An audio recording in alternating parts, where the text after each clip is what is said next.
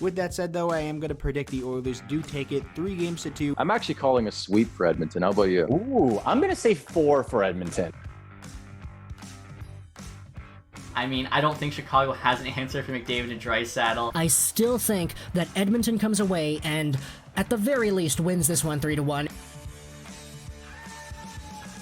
I see the Edmonton Oilers winning this one in 4. I do take Edmonton, though, in this one. I think it's going to get done in 4.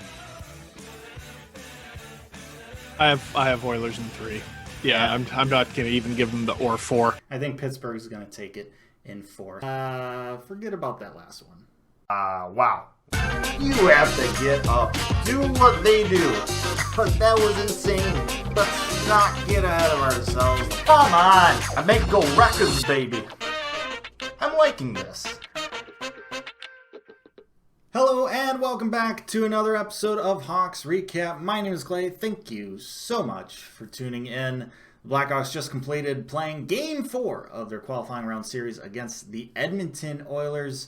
And despite their best efforts at times, the Blackhawks found a way to get it done. They found a way to get a double dose of victories. They get the game victory 3-2 over the Oilers, and the series victory over the Oilers 3-1.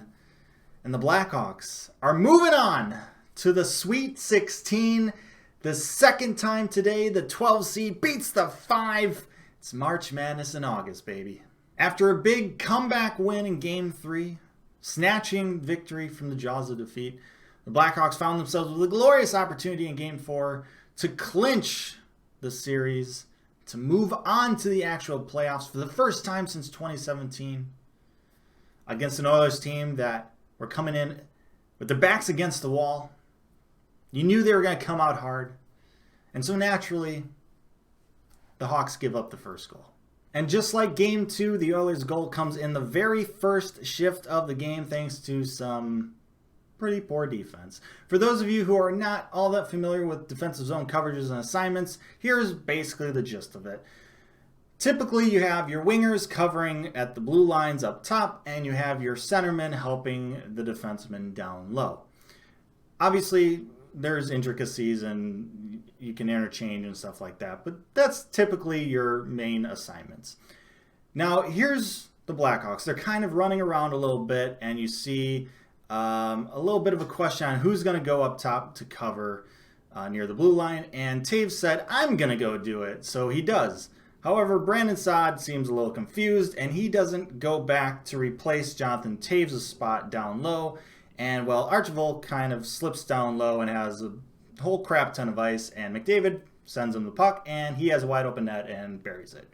So yeah, not a good start for the Hawks. Thankfully, the Hawks would respond just over 5 minutes into the game. Blackhawks with an offensive zone draw. They would lose the draw, but the Oilers would just throw the puck away right to Murphy. He takes a shot on that. It's saved, but Brandon Saad picks up the rebound. Goalie's out of his net. Brandon Saad goes around, backhand wrap around, and he puts it in. Tie game 1-1. And then just over 2 minutes after that, Blackhawks in the offensive zone with puck possession.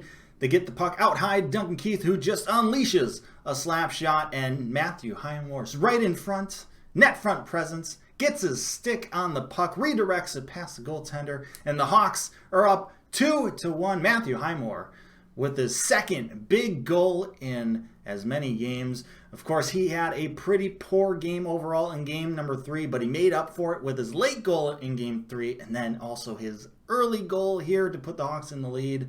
Nice little rebound by Matthew Highmore for his earlier poor play in the series.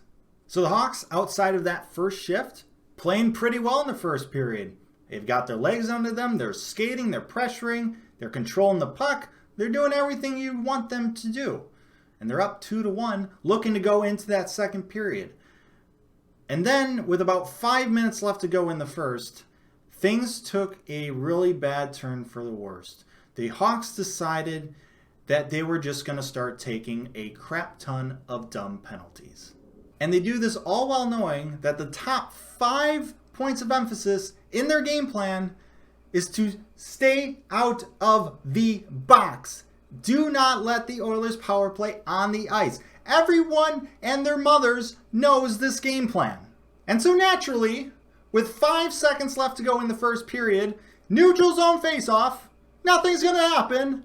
We decided to take a dumb penalty. Matthew Highmore with a high stick. What are you doing on the ice with your stick above your knees with 5 seconds left in the first period, leading 2-1 with a neutral zone draw? I just got done singing your praises, Matthew. Don't do this. So the Oilers start the second period with the power play. They don't score on it, but they basically do. About 2 seconds after the power play expires, Ryan Nugent-Hopkins puts the puck in the back of the net, and this game is tied at 2 apiece. And then literally 30 seconds after that, Alex DeBrincat, only forward in the offensive zone, forechecking, but Ethan Bear's got the puck, easy clear out, and Alex DeBrincat just decides to straight up board Ethan Bear. What are you doing? Why would you do that? A super dangerous hit, 150 feet from your own net. Not saying boarding's good at any place on the ice, but 150 feet from your own net? Are you kidding me? 5-minute major, rightfully deserved, super dangerous hit. I would be surprised if Alex isn't suspended for game 1. That was the dumbest hit I've ever freaking seen in a long time. Which is not ever, but you get what I'm saying. So the Blackhawks have to now kill off a 5-minute penalty. A penalty in which, because it's a major, means that it does not end with a goal. So the Oilers and their super duper fantastic power play can score at will during these 5 minutes. As many goals as they want, with the man advantage. It was at this point that I was honestly convinced we were going to play a game 5. Thankfully, the Oilers did not score a single goal during that stretch, somewhat helped out by Darnell Nurse taking a penalty, which killed off 2 minutes of that 5-minute power play. A little bit of a flashback to 2010 when the Hawks killed off Marian Hossa's major penalty and then found a way somehow to win that game in overtime and eventually win that series and then eventually win the Stanley Cup. Not saying that's what's going to happen here, but a little bit of a flashback to those times. But seriously, I thought the game was over when that penalty was taken. The fact that they didn't get hurt by it is just straight up larceny. The Hawks would regain their composure for most of the rest of that second period, but they just couldn't help themselves, taking another dumb penalty. 11 seconds left in the period. Yes, once again, another end of the period penalty. Dominic Kubalik this time with the slash on Archibald. And so the Oilers, once again, start a period with a power play. Thankfully, once again, Corey Crawford and the PK units come up big again, kill off the penalty to start the third period. And you thought, okay, all right, we can settle down. Nope! 4.5 minutes into the third, we're taking another dumb penalty. Drake Caggiula with the cross-check, although it wasn't really a cross-check, but I can't really complain with some of the other calls that have been made this series. So the Hawks go on the PK again, but thankfully, once again, they kill it off. Just playing with fire. Somehow playing with fire. They would just go in survival mode for the rest of the third period. They would get outshot 20-8 in that third. It was an onslaught. Corey Crawford was straight up the reason the Blackhawks won this game. He was absolutely unreal, fantastic, magnificent, all of the adjectives.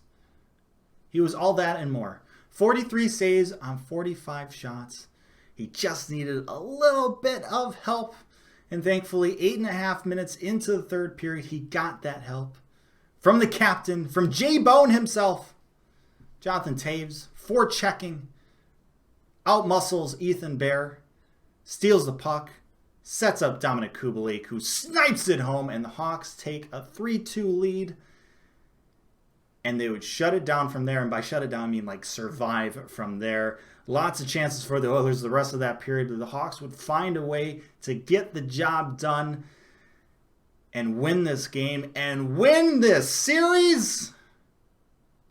Cue the Chelsea Dagger in Edmonton against Edmonton while you're in Edmonton's locker room. Just fantastic. So the Hawks, despite all the odds, despite all the experts' picks, except for my bro Ryan, shout out to him for correctly picking the Hawks in 4 games.